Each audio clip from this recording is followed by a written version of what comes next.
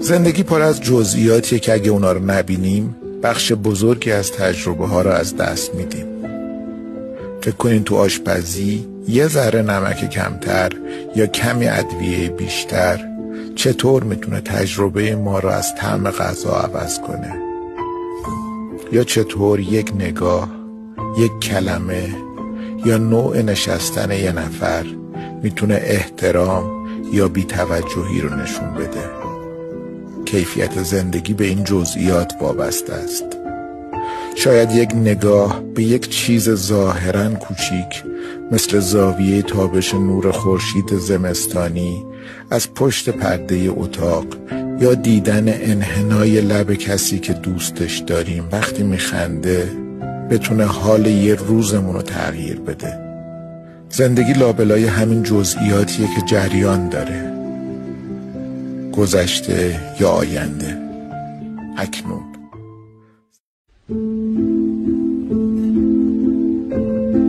زندگی پر از جزئیاتیه که اگه اونا رو نبینیم بخش بزرگی از تجربه ها رو از دست میدیم.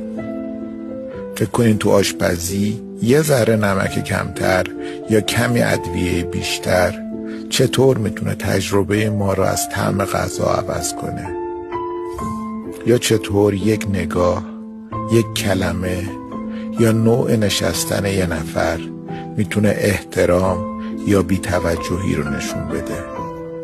کیفیت زندگی به این جزئیات وابسته است. شاید یک نگاه به یک چیز ظاهراً کوچیک مثل زاویه تابش نور خورشید زمستانی از پشت پرده اتاق، یا دیدن انحنای لب کسی که دوستش داریم وقتی میخنده بتونه حال یه روزمون رو تغییر بده. زندگی لابلای همین جزئیاتیه که جریان داره، گذشته یا آینده، اکنون.